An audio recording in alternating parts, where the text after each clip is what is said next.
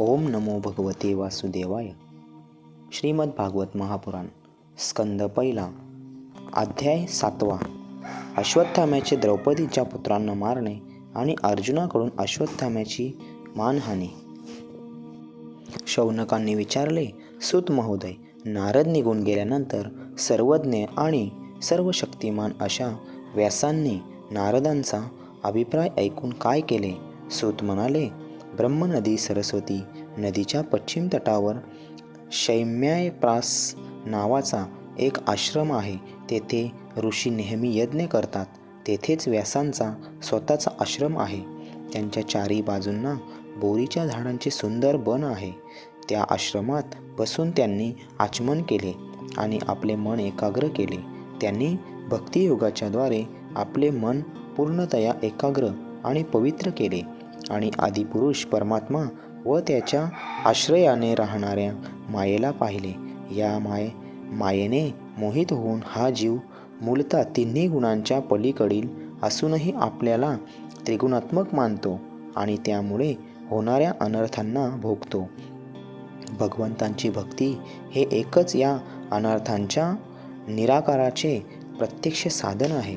परंतु संसारी लोक जे जाणत नाही ते लक्षात घेऊन व्यासांनी श्रीमद भागवताची रचना केली. त्याच्या केवळ श्रवणाने पुरुषोत्तम भगवान श्रीकृष्णांच्या ठिकाणी परमप्रेममय भक्ती निर्माण होते. त्यामुळे जीवाचा शोक, मोह आणि भय नष्ट होतात. त्यांनी या भागवत संहितेची निर्मिती करून नंतर ती आपला वैराग्यशील पुत्र शुक याला शिकविली.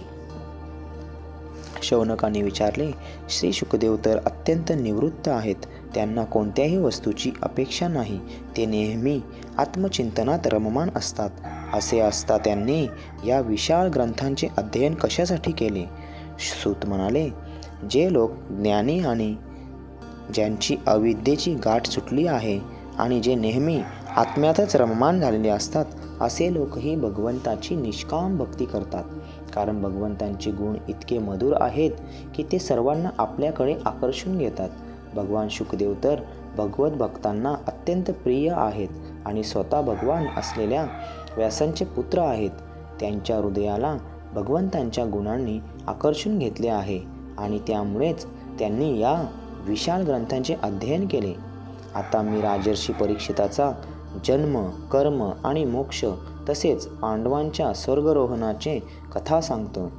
कारण त्यातूनच भगवान श्रीकृष्णांच्या अनेक कथांचा उगम होतो. ज्यावेळी कौरव पांडवांच्या युद्धात दोन्ही पक्षातील पुष्कळ असे वीर मारले गेले आणि भीमाच्या गदा प्रवाहाने दुर्योधनाची मांडी भंगली, तेव्हा अश्वत्थाम्याने आपला राजा दुर्योधन याचे प्रिय करण्यासाठी द्रौपदीच्या झोपलेल्या मुलांची मस्तके छाटून दुर्योधनाला भेट म्हणून आणून दिली. हे दुर्योधनाला आवडले नाही, कारण अशा नीच कर्मांची सर्वच जण निंदा करतात. त्या मुलांची माता द्रौपदी आपल्या पुत्रांच्या निधनाची वार्ता ऐकून अत्यंत दुःखी झाली. तिच्या नेत्रातून आसवे वाहू लागली. ती रडू लागली. अर्जुन तिचे सांत्वन करीत म्हणाला, हे कल्याणी, जेव्हा मी त्या आतताई अधम ब्राह्मणाचे मस्तक माझ्या गांडीव धनुष्याच्या बाणांनी छाटून तुला ते भेट म्हणून आणून देत नाहीत आणि जळलेल्या आपल्या मुलांच्या अंत्यविधी झाल्यावर तू त्या मस्तकावर पाय ठेवून स्नान करशील, त्याचवेळी मी तुझे अश्रू पुसले असे होईल. अर्जुनाने मधुर पण विलक्षण शब्दांनी द्रौपदींचे सांत्वन केले आणि आपले सुहृदय भगवान श्रीकृष्णांना सारथी बनवून अंगावर कवच धारण करून आपले भयंकर गांडीव धनुष्य घेऊन तो रथावर बसला आणि गुरुपुत्र अश्वत्थाम्याचा त्याने पाठलाग सुरू केला.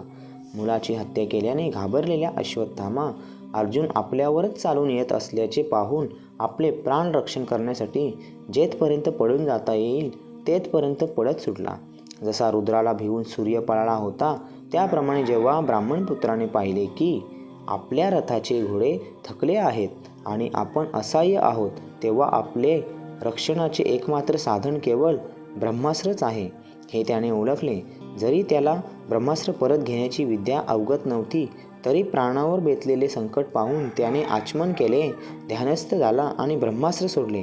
त्या अस्त्राचे सर्व दिशांना एक प्रचंड तेज पसरले. अर्जुनाने जाणले की आता आपल्या प्राणावरच बेतले आहे. तेव्हा त्याने श्रीकृष्णांना प्रार्थना केली. अर्जुन म्हणाला, हे श्रीकृष्णा महाबाहो, आपण भक्तांना अभय देणारे आहात. संसाराच्या धगधगत्या आगीत होरपळून निघणाऱ्या जीवांना त्यापासून मुक्ती देणारेही आपणच आहात. आपण आदिपुरुष, प्रकृती पलीकडील साक्षात परमेश्वर आहात. मायेच्या आपल्या चित्तशक्तीने निरस्त करून आपण आपल्या अद्वितीय स्वरूपातच स्थित असता. मायेने मोहित झालेल्या जीवांना आपण आपल्या प्रभावाने धर्मादी स्वरूप कल्याणाचा मार्ग दाखविता. पृथ्वीवरील दैत्यांचा भार नाहीसा करण्यासाठी आणि तुमच्या अनन्यप्रेमी भक्तांनी तुमचे निरंतर स्मरण ध्यान करावे, यासाठीच तुमचा हा अवतार आहे. स्वयंप्रकाश रूप श्रीकृष्णा, हे भयंकर तेज सर्व दिशांनी माझ्याकडे येत आहे. हे काय आहे आणि ते कोठून येत आहे याचे मला ज्ञान नाही. भगवान म्हणाले, अश्वत्थाम्याने आपल्यावर प्राणसंकट आल्याने हे ब्रह्मास्त्र सोडले आहे असे समज, परंतु हे पुन्हा मागे कसे द्यावे याचे त्याला ज्ञान नाही. या अज्ञानाचा पाडाव करण्यासाठी अन्य कोणत्याही अस्त्रात शक्ती नाही. तू शस्त्रास्त्र क्रिया चांगली जाणतोस. तुझ्या ब्रह्मास्त्राच्या तेजानेच या ब्रह्मास्त्राचे प्रचंड तेज शमव. सूत म्हणाले, शत्रुपक्षातील वीरांना मारण्यात अर्जुन निपुण होता. भगवंतांचा सल्ला ऐकून त्याने आचमन केले. भगवंतांना प्रदक्षिणा घातली आणि ब्रह्मास्त्राचे निवारण करण्यासाठी दुसऱ्या ब्रह्मास्त्राची योजना केली. बाणांनी वेढलेल्या त्या दोन्ही ब्रह्मास्त्राचे तेज सूर्य आणि अग्नीप्रमाणे एकमेकांना टक्कर दिल्याने आकाश आणि सर्व दिशांना व्यापून टाकून वाढू लागले. तिन्ही लोकांना जाळणाऱ्या, वाढत जाणाऱ्या त्या दोन्ही ब्रह्मास्त्रांच्या ज्वालांनी पोळणाऱ्या प्रजेला प्रलयकाळ ओढवला असे वाटले. त्या आगीने तिन्ही लोक आणि प्रजेचा नाश होत असलेला पाहून भगवंतांची आज्ञा घेऊन अर्जुनाने ती दोन्ही ब्रह्मास्त्रे आवरून घेतली. अर्जुनांचे डोळे क्रोधाने लाल झाले होते. झडप घालून त्याने क्रूर अश्वत्थाम्याला पकडून एखादा पशु दोरखंडाने बांधावा तसे त्याला बांधले. अर्जुन मोठ्या ताकदीने अश्वत्थाम्याला दोरीने बांधून शिबिराकडे नेणार होता, तेव्हा कमलनयन भगवान श्रीकृष्ण कोपाविष्ट होऊन त्याला म्हणाले, पार्था, या अधम ब्राह्मणाला जिवंत सोडून देणे उचित नाही. त्याचा वध कर. रात्री झोपलेल्या निरापराध मुलांची याने हत्या केली आहे. धर्माचरण करणारा पुरुष, मध्याने धुंद, बेसावध, वेडसर झोपलेला बालक, स्त्री, अविवेकी, शरणागत, रथहीन आणि भयभीत अशा शत्रूला कदापिही मारित नाही. जो दुष्ट आणि क्रूर पुरुष दुसऱ्यांना मारून आपल्या प्राणांचे पोषण करतो त्याचा वध करणे श्रेयस्कर आहे. कारण अशा प्रवृत्तीस माणूस जिवंत राहिला तर तो आणखी पाप करील आणि नरकात जाईल. शिवाय माझ्या देखत तू द्रौपदी पुढे प्रतिज्ञा केली होतीस की, हे मानिनी, ज्याने तुझ्या पुत्रांचा वध केला त्याचे मी मस्तक तोडून आणेन. या पापी कुळाला कलंक असलेल्या आत्तताईने तुझ्या पुत्रांचा वध केला. एवढेच नव्हे तर आपल्या स्वामी दुर्योधन यालाही दुःखित केले आहे. म्हणून हे वीर अर्जुना, तू याचा वध कर. भगवान श्रीकृष्णांनी अर्जुनाच्या धर्माचरणाची परीक्षा घेण्यासाठी म्हणून अर्जुनाला अशी प्रेरणा दिली खरी, परंतु अर्जुनाचे हृदय विशाल होते. जरी अश्वत्थाम्याने त्यांच्या पुत्रांची हत्या केली होती तरी गुरुपुत्राला मारण्याची अर्जुनाची इच्छा नव्हती. यानंतर आपला मित्र आणि सारथी श्रीकृष्णांबरोबर तो युद्धाच्या छावणीत परतला आणि त्याने आपल्या मृत पुत्रांचा शोक करीत असलेल्या द्रौपदीकडे अश्वत्थाम्याला सोपविले. द्रौपदीला दिसले की अश्वत्थाम्याला पशुसारखे बांधून आणले आहे.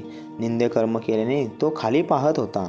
आपले अनिष्ट करण्याच्या गुरुपुत्र अश्वत्थाम्याला अशा प्रकारे अपमानित केल्याचे पाहून द्रौपदीच्या कोमल हृदयात करुणा उत्पन्न झाली आणि तिने अश्वत्थाम्याला नमस्कार केला. गुरुपुत्राला अशा प्रकारे बांधून आणल्याने सती द्रौपदीला सहन झाले नाही. ती म्हणाली, सोडा सोडा याला, हा ब्राह्मण आहे म्हणून आपल्याला पूज्य आहे.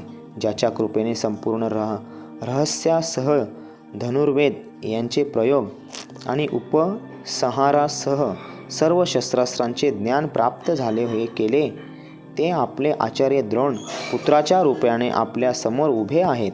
यांची अर्धांगिनी वीरमाता कृपी सती गेली नाही, ती अद्याप जिवंत आहे.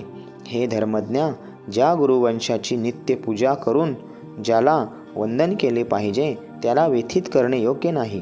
ज्याप्रमाणे आपली मुले मारली गेल्यामुळे मी दुःखी होऊन रडत आहे आणि सारखी अश्रू ढालीत आहे, तसे त्याच्या पतिव्रता माता गौमतीने रडू नये. ज्या उच्छृंखल राजांनी आपल्या दुष्कृत्याने ज्या ब्राह्मणकुळाला राग आणला असेल, ते कोपिष्ट ब्राह्मणकुल त्या राजांना त्यांच्या परिवारासह शोकाग्नीमध्ये ढकलून लगेच त्या कुळांचे भस्म करते. ब्राह्मण हो, द्रौपदीचे म्हणणे धर्म आणि न्यायाला अनुसरून होते. त्यामध्ये कपट नव्हते, तर करुणा आणि समृद्धीही समदृष्टी होती. म्हणून राजा युधिष्ठिराने राणीच्या या हितकारक श्रेष्ठ वचनांचे कौतुक केले. त्याचबरोबर नकुल, सहदेव, सात्यकी, अर्जुन, स्वतः भगवान श्रीकृष्ण आणि तेथे उपस्थित असलेल्या सर्व स्त्री पुरुषांनी द्रौपदीच्या म्हणण्याला पुष्टी दिली. त्यावेळी भीम क्रुद्ध होऊन म्हणाला, ज्याने झोपी गेलेल्या मुलांना स्वतःसाठी किंवा आपल्या स्वामींसाठी नव्हे तर निष्कारण मारले आहे, त्याचा वध करणेच उत्तम होय. द्रौपदी आणि भीमाचे म्हणणे ऐकून अर्जुनाकडे पाहून भगवान श्रीकृष्ण हसत हसत म्हणाले, श्रीकृष्ण म्हणाले, पापकृत्य केलेल्याही ब्राह्मणाचा वध करू नये आणि आतताईला तर मारले पाहिजे. या दोन्ही गोष्टी मी शास्त्रात सांगितल्या आहेत, म्हणून माझ्या दोन्ही आज्ञांचे पालन कर. द्रौपदींचे सांत्वन करताना तू जी प्रतिज्ञा केली होतीस तिचे पालन कर.